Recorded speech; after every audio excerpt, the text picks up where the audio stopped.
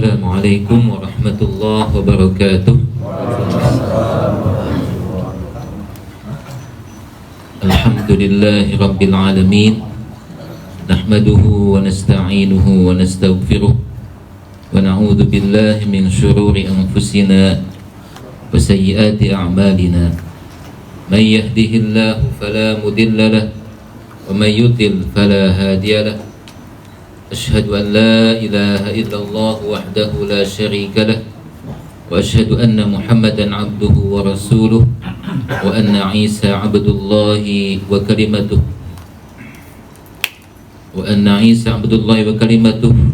alqaha ila Maryam wa ruhum min wa anna al-jannata haqq wa anna an-nara haqq. Allahumma salli wa sallim wa barik ala sayyidina Muhammadin wa ala alihi wa ashabihi ajma'in, amma ba'd. Kaum muslimin rahimakumullah,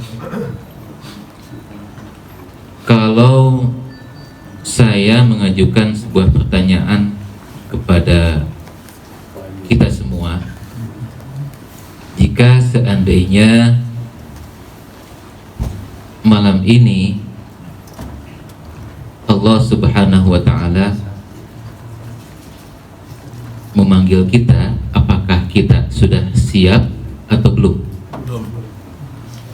Kalau jujur ya, sepertinya kita semua hampir mengatakan belum siap. Dan yang namanya dipanggil oleh Allah Subhanahu wa ta'ala itu, sebagaimana tadi juga ada yang sudah dipanggil ya, orang tua warga kita ini, itu tanpa ada pemberitahuan terlebih dahulu. Salah satu yang bisa mengingatkan kita tentang hakikat hidup ini adalah dengan mengingat kematian. Salah satu yang bisa melembutkan hati kita yang keras adalah dengan mengingat kematian dan segala peristiwa-peristiwa yang akan terjadi setelah kematian. Tadi kita semua menjawab secara jujur belum siap. Lalu pertanyaan kedua selanjutnya dari saya adalah, apa yang menyebabkan kita belum siap untuk dipanggil oleh Allah Subhanahu wa ta'ala? Kira-kira apa?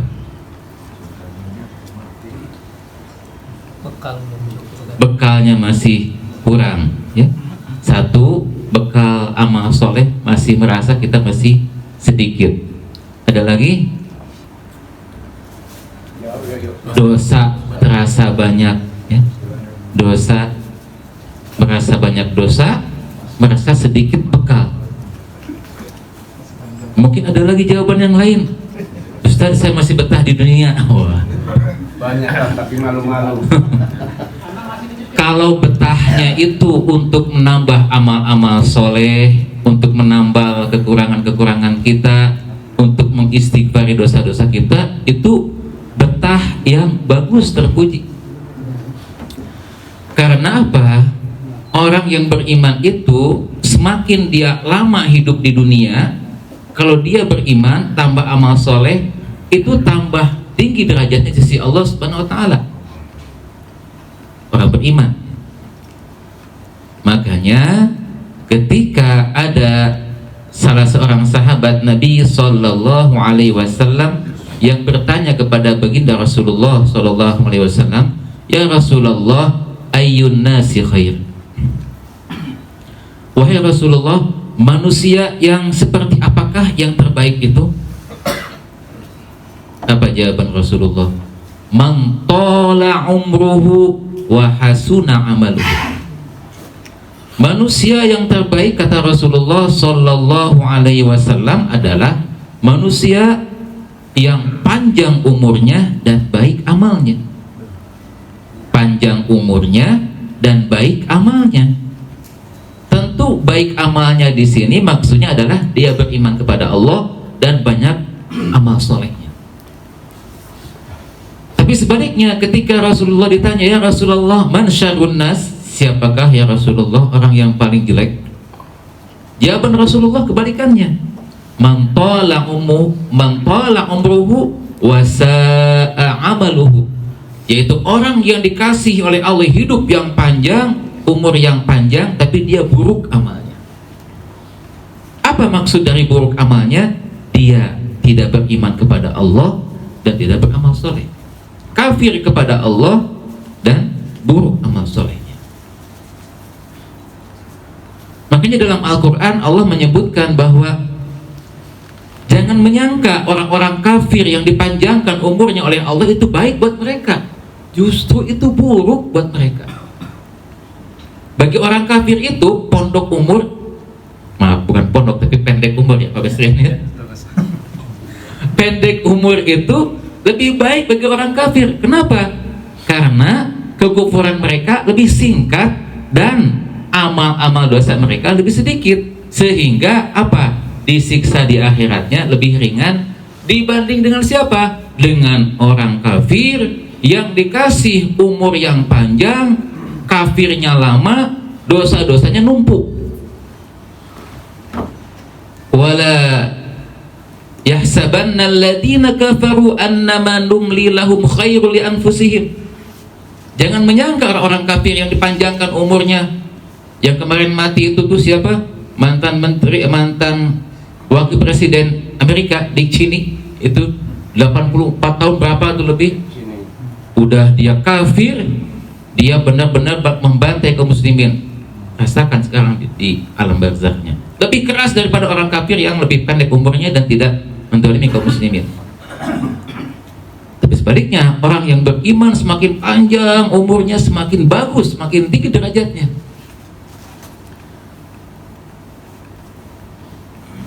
Ketika Rasulullah SAW menjelaskan ada dua orang sahabat, ya, saling bersahabat nih, ada dua orang sahabat. Dua orang sahabat ini bertamu di salah satu sahabat Rasulullah SAW. Kemudian dua orang ini bertamu, kemudian ikut jihad. Yang satunya mati syahid, meninggal duluan. Syahid fisabilillah di medan perang. Yang satunya masih sempat hidup selama setahun kemudian. Tuan rumah yang disinggahi dua sahabat ini bermimpi, dalam mimpinya dia melihat orang yang meninggal 1 tahun kemudian itu lebih dahulu masuk surga daripada orang yang mati syahid setahun sebelumnya. Ini menimbulkan keheranan bagi tuan rumah ini yang mimpi ini. Bertanyalah pada Rasulullah, ya Rasulullah, saya merasa heran. Kenapa? Tadi malam saya mimpi dengan ketemu dua tamu saya yang udah meninggal dunia. Yang satu meninggal duluan, mati syahid di medan perang sebagai syuhada. Satu lagi meninggal dunia bukan mati syahid, wajar, tapi setahun kemudian. Tapi saya melihat kok yang lebih duluan masuk surga, kenapa bukan orang yang mati syahid? Kenapa lebih duluan orang yang meninggal setahun kemudian? Kata Rasulullah SAW, bukankah dia amalnya lebih banyak, bacaan tasbihnya lebih banyak, sholatnya, rakaatnya lebih banyak? Ini menunjukkan bahwa orang mukmin semakin panjang umurnya, dia akan semakin baik apabila disertai dengan keimanan dan amal-amal saleh. Bapak-bapak pengen panjang umur atau pendek umur? Panjang umur, ya. Kita berharap dan berdoa kepada Allah, semoga Allah panjangkan umur kita dalam ketaatan kepada Allah, ketakwaan dan kesehatan, dan yang paling penting apa? Ditutup dengan husnul khatimah. Amin ya rabbal alamin. Nah, yang ingin saya tekankan malam ini adalah tadi kita menjawab karena kita belum siap dipanggil oleh Allah itu karena merasa banyak dosa dan sedikit bekal amal soleh. Pada umumnya orang yang beriman itu dua hal ini saja yang menyebabkan dia itu takut untuk meninggal dunia atau mati atau dipanggil oleh Allah.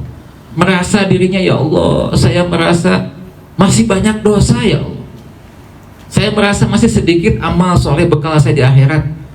Sebenarnya dua masalah ini ada solusinya. Apa solusinya ketika kita merasa banyak dosa? bertaubat kepada Allah. Apa solusinya? Ketika kita merasa kurang amal soleh, bersegera amal soleh. Jadi sebenarnya solusi untuk menghadapi kekhawatiran karena kita merasa banyak dosa adalah segera bertobat kepada Allah Subhanahu wa Ta'ala sekarang juga. Kita memohon kepada Allah pada saat ini juga, di malam ini juga, di tempat ini, di detik ini, saat ini, kami mohon padamu ya Allah, yang maha baik, yang maha melihat, yang maha hadir menyaksikan, yang maha mendengar, yang maha tahu isi hati kami, yang maha tahu sejarah kehidupan kami, yang maha tahu segala dosa-dosa kami. Kami mohon kepadamu ya Allah, ya Ghafur, ya Rahim, ya Ghaffar, mohon ampunanmu ya Allah atas semua dosa-dosa kami. Kami mohon ampuni semua dosa-dosa kami ya Allah, tanpa terkecuali. Dosa-dosa besar kami, dosa-dosa kecil kami, ya. Juga dosa-dosa kedua orang tua kami, guru-guru kami, dan kaum muslimin dan muslimat. Yang menjadi kendala, kenapa manusia kadang-kadang menunda-nunda taubat itu? Karena dia merasa, di antara faktornya adalah merasa punya anggapan dia masih lama hidup, masih merasa jauh dari kematian. Padahal kita bisa menyaksikan sendiri, kita pernah melihat, mendengar orang yang tidak sakit, orang yang sehat biasa-biasa saja, bahkan paginya ngobrol dengan kita, ketemu dengan kita, sorenya sudah innalillahi wa inna ilaihi raji'un. Jadi seharusnya kita menyadari bahwa kematian itu ada kalanya datang secara mendadak. Jadi jangan merasa karena kita saat ini sedang sehat, masih bisa makanan terasa nikmat, apalagi memang aslinya sudah nikmat ya, tambah sehat tambah nikmat gitu, merasa masih jauh. Maka sangat dianjurkan kalau kita memiliki waktu yang mana kita di waktu itu kita menyepi, berkholwat. Untuk apa? Untuk muhasabah, untuk tafakur ya. Sekali-kali kita sisihkan waktu, kita menyendiri, benar-benar menyendiri, tanpa ada istri dan anak-anak kita. Pilih waktunya, kalau bisa tiap hari bagus, kalau tidak bisa karena sibuk dengan pekerjaan, sempatkan sepekan sekali, entah hari Jumat atau hari Sabtu, atau malam Jumat atau malam Sabtu. Gak usah rame-rame, dengan jamaah juga gak usah, sendiri aja. Kenapa? Latihan muhasabah, karena nanti kita di alam kubur sendirian. Enggak dengan sahabat-sahabat kita rame-rame, enggak dengan istri kita, enggak dengan anak-anak kita, enggak. Kita muhasabah, belajar. Kita, atau kalau seminggu masih belum bisa, coba sebulan sekali. Mana masa mungkin sih dalam satu bulan kita enggak menyempatkan satu hari saja untuk muhasabah dan tafakur. Jangan sampai rutinitas sehari-hari terus seperti biasa tanpa kita introspeksi tentang diri kita, muhasabah tentang umur kita. Ya, coba. Entah waktunya silakan pilih masing-masing. Pikirkan kapan waktunya saya ada luang, masuk kamar deh. Masuk kamar sendirian, ya. Tutup pintu. Terus kita kontemplasi, muhasabah. Ya Allah. Dipikir-pikir saya sekarang misalkan umur 40 tahun atau 45 tahun atau 50 tahun. Apakah sisa umur saya ini masih seperti itu? 50 tahun lagi kayaknya enggak. Artinya ya Allah, ternyata hidup saya ini kalau dipikir-pikir dari sejak awal balik, awal terkena kewajiban ibadah, dipikir-pikir gitu ya, ya Allah, ternyata banyak sekali dosa-dosa saya, banyak sekali dosa-dosa yang secara terang-terangan, dosa-dosa yang cara temui sembunyi-sembunyi, ya, dosa-dosa mata, dosa-dosa telinga, dosa-dosa lidah, dosa-dosa tangan, apalagi dosa-dosa hati. Kalau kita tafakur ke sana, kemudian kita bandingkan dengan amal-amal soleh kita, Ya Allah, kalau dipikir-pikir amal soleh saya sedikit banget. Udah amal soleh saya sedikit, ya Allah ternyata amal soleh saya yang sedikit itu kualitasnya kualitas rongsokan ya.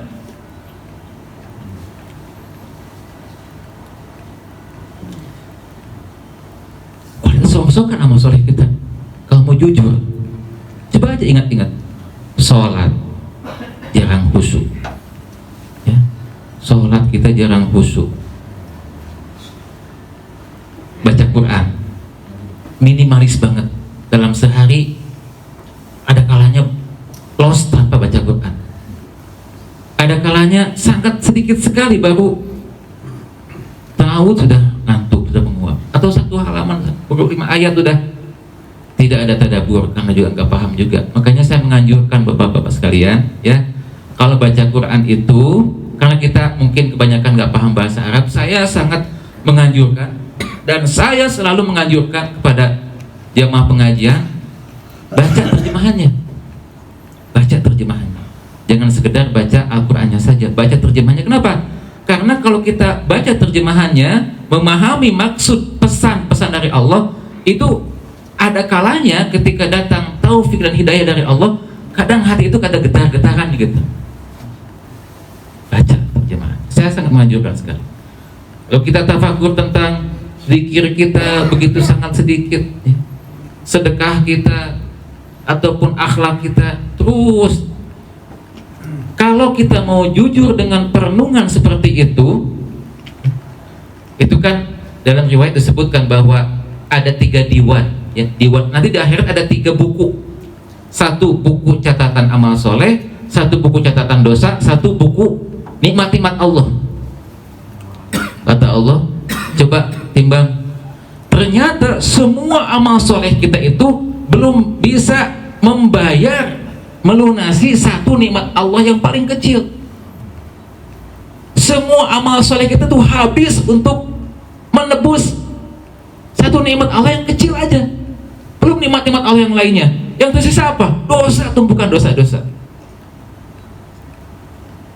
Makanya jemaah sekalian, kalau benar sekali apa kata Rasulullah SAW dan apa kata para ulama salaf, ya, Rasul kan selalu mengatakan bahwa aku tidak bisa masuk surga dengan amal saya sendiri kecuali dengan rahmat dan karunia Allah.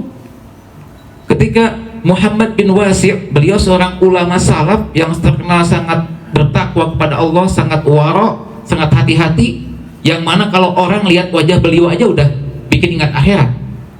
Namanya Muhammad bin Wasi' rahimahullah. Beliau punya muridnya ulama besar juga. Muridnya mengatakan begini, kalau aku sedang hati saya merasa keras, saya suka datang ke majelis guru saya, lihat wajahnya aja udah hati saya langsung lunak, ikat akhirat. Bagaimana Muhammad bin Wasi ketika beliau akan meninggal dunia? Beliau mengatakan begini, ya ikhwata, wahai saudara-saudaraku, beliau sedang sekaratul maut dan dihadiri oleh sahabat-sahabat beliau.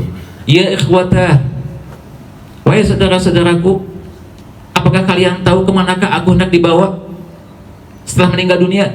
Walladzi la ilaha illa huwa illa nar au ya'fu anni. Demi zat yang tidak ada Tuhan kecuali Dia, Allah, aku pantasnya dibawa ke neraka kecuali jika Allah mengampuni dan memaafkan saya. Sekelas beliau, apalagi sekelas kita. Jadi kalau kita mau jujur, introspeksi, muhasabah dengan diri kita, saya yakin semuanya, atau minimal diri saya pribadilah, ya, akan sampai pada satu kesimpulan begini, ya Allah, ternyata saya itu kalau mau dihitung-hitung, dihisab oleh diri saya sendiri pun, saya kayaknya lebih layak masuk neraka. Ya Allah, karena itu ya Allah, tolong ampuni saya, tolong sayangi saya, tolong berikan karunia-Mu kepada saya, ampuni saya dunia dan akhirat. Makanya dalam sebuah hadis Rasulullah SAW pernah menceritakan satu momen peristiwa yang nanti akan terjadi di hari kiamat. Bagaimana momennya itu? Ada seorang hamba mukmin dipanggil oleh Allah Subhanahu wa taala, "Ya abdi, wahai hambaku." Hamba itu orang mukmin beriman, kemudian oleh Allah dipanggil, kan nanti di akhirat itu dihisab, jamaah sekalian, itu furada, datang sendiri-sendiri kepada Allah. Bukan rombongan-rombongan dihisab yang enggak, tapi sendiri-sendiri. bila turjuman, tanpa ada penerjemah, tanpa ada perantara, langsung bicara dengan Allah, ditanya oleh Allah. Ada seorang mukmin dipanggil oleh Allah, ditutup dengan hijab supaya tidak diketahui oleh khalayak makhluk di padang mahsyar. Lalu Allah nanya kepada orang mukmin ini, wahai hambaku, apakah kamu mengakui semua yang tercatat di dalam buku catatanmu ini? Karena itu kan dibacakan, Iqra kitabak kafa binafsikal yawma 'alaika hasiba. Bacalah buku catatan amalmu, cukup kamu sendiri yang menjadi saksi ketika dibaca. Oh, ternyata benar. Amal solehnya ada, amal salahnya ada. Bahkan Allah menanyakan, apakah engkau ingat bahwa engkau pernah melakukan dosa ini pada hari ini, jam segini, tanggal segini? Betul ya Rabb, hamba mengakui. Sampai saat itu Rasul menggambarkan orang mukmin itu berpikir, wah celaka deh saya kayaknya. Karena dia terus ditanya oleh Allah supaya mengakui ya dosa-dosanya. Tetapi Allah, apa kata Allah di akhirnya? Satartu laka fid dunya wa ghafartu laka fil akhirah. Wahai hambaku, dosa-dosamu itu aku tutupi di dunia tanpa diketahui oleh manusia yang lain, dan pada hari ini di akhirat aku ampuni dosa-dosamu. Hamba itu bersujud syukur kepada Allah, dan semua manusia menyangka ini orang yang bahagia. Itu di antara gambaran bagaimana nanti di akhir. Kullu nafsin dha'iqatul maut, setiap yang bernyawa akan merasakan kematian. Wa innama tuwaffawna ujurakum yaumal qiyamah, dan setiap jiwa akan disempurnakan pahalanya dan dosanya nanti di hari kiamat. Faman zuhziha 'anil nar wa udkhilal jannah faqad faz. Siapa orang yang dijauhkan dari api neraka, dimasukkan ke dalam surga, maka dia orang yang beruntung. Wa mal hayatud dunya illa mata'ul ghurur, dan tidaklah kehidupan dunia kecuali hanya kenikmatan yang menipu.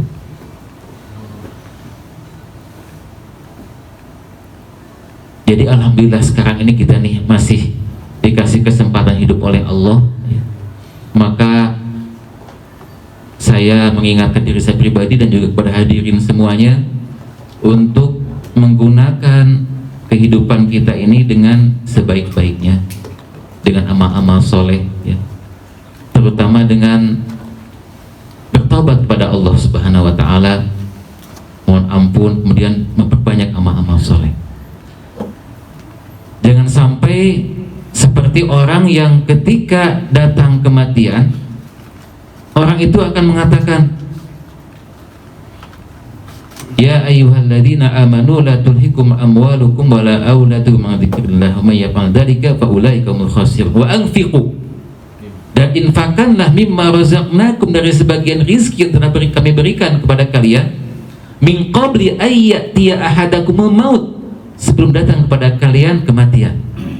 Fayaqula rabbi laula akhartani ila ajalin qarib, wahai Tuhanku, laula akhartani ila ajalin qarib, coba kami mohon, aku mohon kepadamu ya Tuhanku, tundalah sedikit sebentar kematianku. Untuk apa? Fa as-saddaqa wa akum minas salihin, agar aku bisa sempat bersedekah dan aku menjadi orang yang saleh. Tapi kata Allah, wa la yuakhirallahu nafsan idza jaa ajaluha, apabila sudah datang ajal tidak akan ditunda lagi. Pertanyaannya apa? Ya, tadi kata masalah sedekah sebelum kematian datang pada kita. Kita ini lebih mencintai harta milik kita atau lebih mencintai harta yang akan kita serahkan pada ahli waris kita? Mana yang lebih kita cintai? Mana yang lebih kita sukai? Tentu harta milik kita.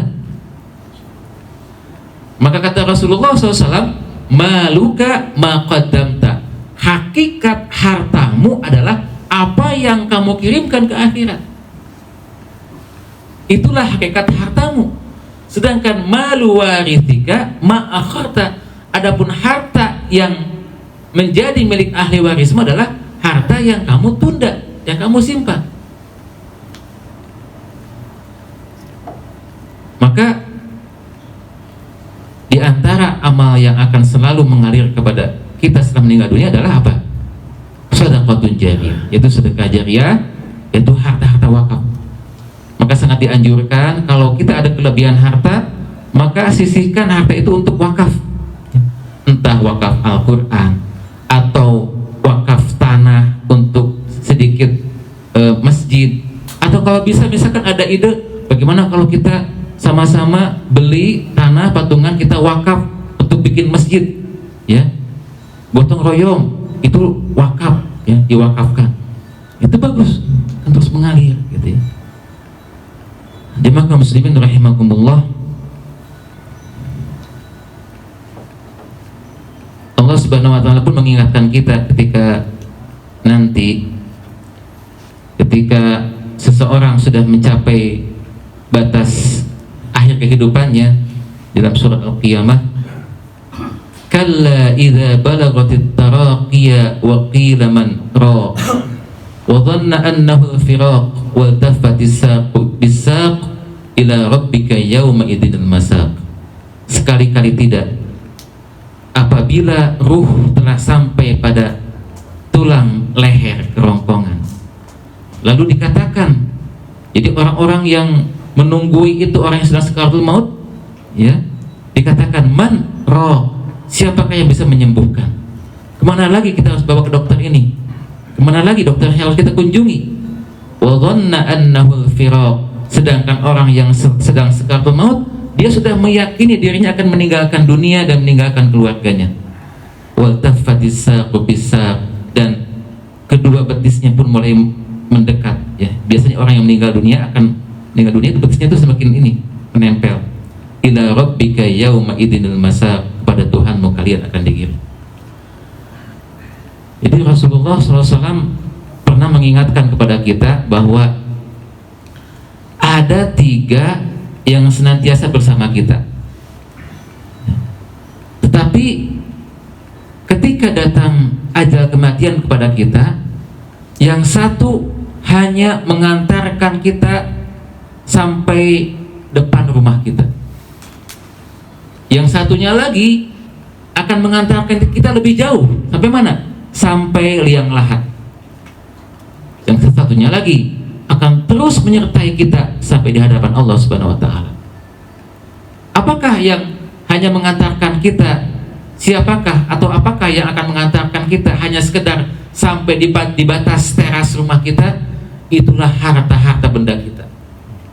Jadi kita sudah digotong di atas keranda, maka semua harta benda kita yang dulu kita banggakan, yang dulu kita kejar-kejar itu, hanya mengucapkan selamat tinggal, silakan Tuhan Anda melanjutkan perjalanan Anda, mobil tetap akan di rumah ini, rumah akan tetap di sini, ya, perabotan tetap akan di sini. Harta-harta hanya sampai mengantarkan sampai depan pintu rumah. Yang kedua, yang akan sampai mengantarkan ke depan pintu kuburan atau liang lahat adalah keluarga kita. Keluarga kita mengantarkan ke depan kuburan kita. Tetapi setelah kita dikuburkan, keduanya pun akan meninggalkan kita. Mungkin sehari, 2 hari, 3 hari keluarga kita akan bersedih, saling mengirimkan pesan-pesan bela sungkawa di WhatsApp, di grup-grup, inna lillahi wa inna ilaihi raji'un, ya. Mendoakan rahmat untuk almarhum, untuk kita. Tapi apa yang terjadi? Setelah seminggu kemudian, grup seperti biasa kembali ramai, tertawa kembali, seakan-akan kita sudah dilupakan, seperti sudah lama meninggal dunia. Dan ternyata hanya satu yang akan senantiasa bersama kita, yaitu amal-amal soleh kita. Ternyata amal soleh yang ada kalanya kita kalah oleh harta kita, amal soleh yang kadang-kadang terkalahkan oleh keluarga kita, justru dia yang akan paling bela kepada kita. Makanya dalam surat Al-Munafikun tadi itu dibacakan, Allah mengingatkan kepada orang-orang yang beriman agar jangan sampai harta dan keluarga itu melalaikan dari amal soleh. Allah mengingatkan, dan sesuai dengan hadis tadi itu, yang 3 perkara yang akan mengantar itu, ya ayyuhalladzina amanu, wahai orang-orang yang beriman, la tulhikum, jangan sampai melalaikan kalian. Apa yang melalaikan kita? Amwalukum, harta-harta kalian yang hanya akan sebatas mengantar depan pintu rumah kalian. Wala auladukum, dan jangan juga anak-anak kalian, keluarga kalian melalaikan dari apa? An dzikrillah, dari mengingat Allah, dari beribadah kepada Allah, dari beramal soleh. May yaf'al dzalika fa ulaika humul khasirun. Siapa orang yang terlalaikan dari beramal soleh dan mengingat Allah, mereka adalah orang-orang yang rugi. Dulu pernah di zaman Rasulullah SAW ketika awal hijrah,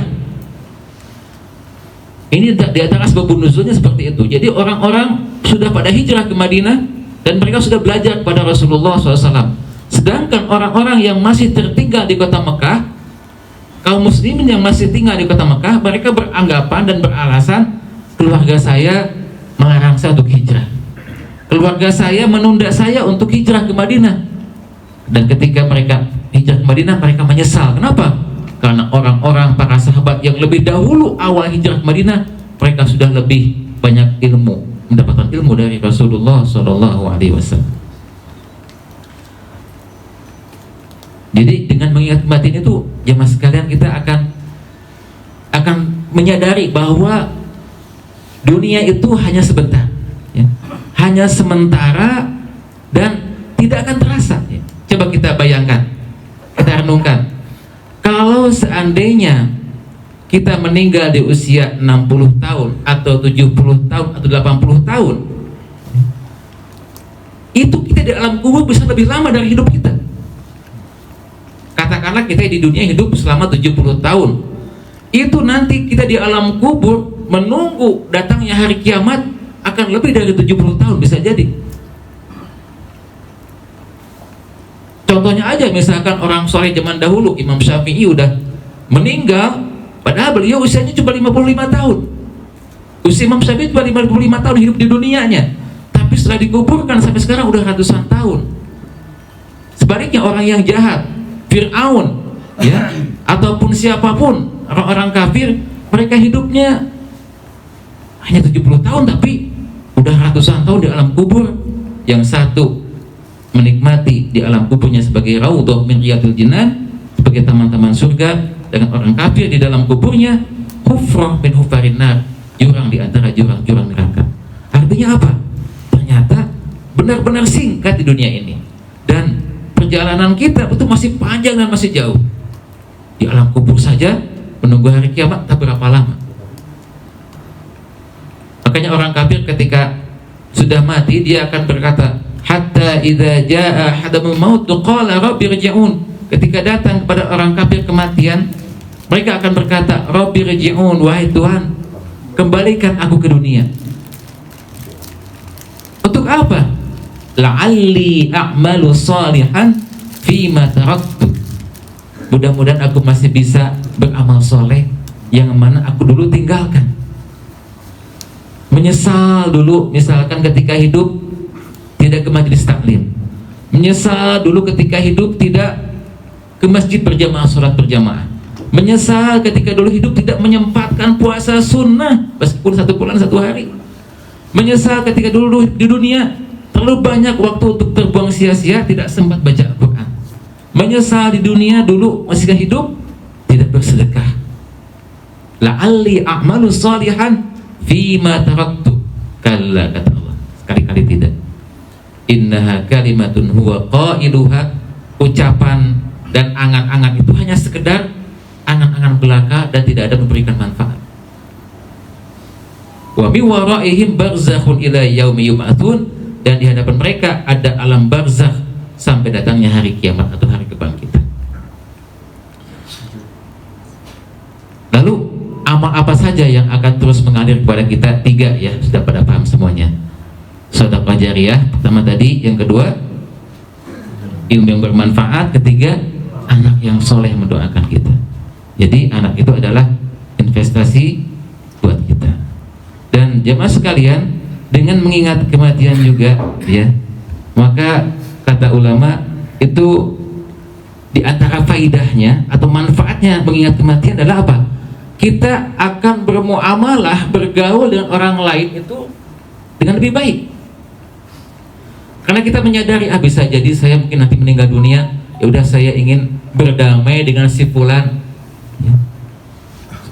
Merasa ada perselisihan, maka orang yang merasa dirinya dekat dengan kematian, sadar dengan kematian, maka dia akan mudah untuk memaafkan. Karena dia berpikir bahwa kalau saya meninggal dunia dalam keadaan masih menyimpan permusuhan kepada si fulan, maka itu suatu hal yang buruk buat saya. Demikian juga dengan bermuamalah, ketika dia sadar bahwa dia bisa jadi setelah berpisah dengan orang itu akan meninggal dunia, maka dia akan berusaha untuk meninggalkan kesan yang baik dengan orang yang dihadapinya. Ketika bertemu, dia akan berusaha untuk meninggalkan kesan yang baik, untuk diingat, kan bisa jadi itu adalah pertemuan terakhirnya. Maka dulu ada orang yang ketika dia bertemu, ya, sebenarnya salah satu kerabat saya merasa heran juga. Kenapa? Karena beliau seorang ibu-ibu, ya, kalau bertemu dengan orang itu mengatakan begini, ya, kata begini, mohon maaf ya kalau saya ada salah, saya nggak tahu bagaimana umur saya, nggak tahu. Itu selalu begitu, ya. Jadi meminta maaf kalau saya ada salah. Jadi seakan-akan saya melihat kok ibu ini kok seakan-akan udah sadar dengan kematiannya, tapi itu hal yang baik. Kenapa? Karena kita pun meskipun kita merasa masih muda, tapi kita sadar bahwa yang namanya kematian itu kadang-kadang bisa datang secara tiba-tiba. Itu diantara faidah manfaat ketika kita ingat dengan kematian tersebut, ya. Yaitu kemudian diantara hal yang lain yang bisa bermanfaat buat kita juga adalah dengan mengingat kematian, maka segala sesuatu yang kita merasa luas dengan dunia kita, ya, dengan harta benda kita, maka kita akan terasa sempit. Maksudnya gimana? Ketika seseorang diberikan kelapangan oleh Allah, ya, harta yang luas, yang banyak, tapi ketika dia sadar dengan yang namanya al-maut, dengan kematian, maka dia tidak akan tertipu dengan luasnya harta, dengan banyaknya harta. Dan jemaah sekalian, mengingat kematian itu adalah suatu hal yang dianjurkan oleh Rasulullah SAW. Dan Rasul memerintahkan, aktsiru min dzikri hadimil ladzat, perbanyaklah oleh kalian daripada mengingat suatu hal yang menghancurkan segala kenikmatan. Apa itu ya Rasulullah? Al-maut, yaitu kematian. Dan Allah berfirman dalam Al-Quran bahwa tidaklah Allah menciptakan kehidupan dan kematian kecuali untuk menguji siapakah di antara kalian yang paling baik amalnya. Alladzi khalaqal mauta wal hayah liyabluwakum ayyukum ahsanu amala wa huwal azizul ghafur. Jemaah sekalian, kita bermohon kepada Allah Subhanahu wa taala, semoga Allah berikan kepada kita keimanan yang kuat, kemudian berikan kepada kita juga umur yang panjang, sehingga kita bisa banyak berbuat amal-amal soleh, bekal-bekal kita perbanyak. Dan Allah berikan kepada kita, mohon kepada Allah, semoga Allah berikan kepada kita taufik dan hidayah untuk senantiasa bertaubat dan memperbaharui taubat-taubat kita, memperbaharui keimanan kita, sehingga dengan demikian kita berharap kepada Allah bisa pulang kepada Allah dalam keadaan husnul khatimah. Amin ya rabbal alamin. Baik, sebelum kita tutup dengan doa, mungkin ada yang ingin ditanyakan, silakan. Wallahu a'lam.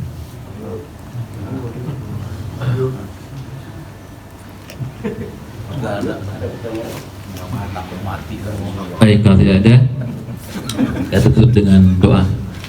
Alhamdulillahirabbil alamin, hamdan katsiran thayyiban mubarakan fi, subhanaka la nuhsi thana'an 'alaika anta kama athnayta 'ala nafsi. Allahumma shalli wa sallim wa barik ala sayyidina Muhammadin wa ala alihi wa sahbihi ajma'in. Allahumma anfa'na bima 'allamtana wa 'allimna ma yanfa'una wa zidna 'ilma. Allahumma inna nas'aluka tulal umri fi ta'atika wa 'afiyatika wa syukrik wa husni ibadatik wa akhtim lana bi husnil khatimah.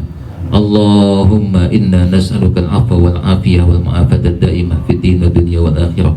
Allahumma ja'alna wa ahla buyutina wa dhurriyyatina wa tullabana min ibadikas salihin. Rabbana atina fid dunya hasanah wa fil akhirati hasanah wa qina adzaban nar. Rabbana taqabbal minna innaka antas samiul 'alim wa tub 'alaina innaka antat tawwabur rahim. Sallallahu ala Muhammad wa ala ali Muhammad. Subhana rabbika rabbil izzati amma yasifun. Wassalamun alal mursalin walhamdulillahi rabbil alamin. Amin. Assalamualaikum warahmatullahi wabarakatuh. Ya, jazakallah khairan Ustaz. Apa yang disampaikan mudah-mudahan bermanfaat buat kita semuanya. Sebelum kita akhiri acara ini, kita tutup majelis yang mulia.